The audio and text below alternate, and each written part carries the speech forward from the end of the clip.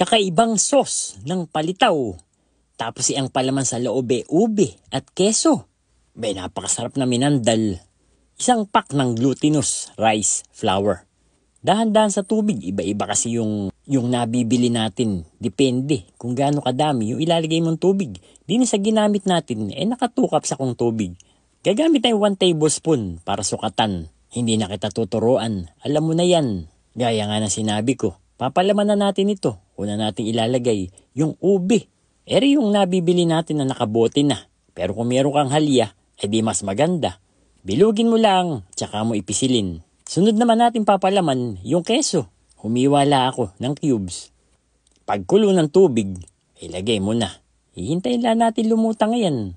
Pagkayari, ahunin mo na. Para sa sauce, maglalagay tayo dito ng gata. Isang lata ng condensed milk. Meron pang cream of style ng corn, sweet corn. Dahon ng pandan, pampabango. Hintay mo lang kumulo. Ilagay mo na uli yung mga palitaw. Habang dinidikdik natin na ring sesame seeds. Luto na yan, baka hilawi ilagay mo. Mukha na ng pinggan at naku po, ere na. Palitaw na ube at keso.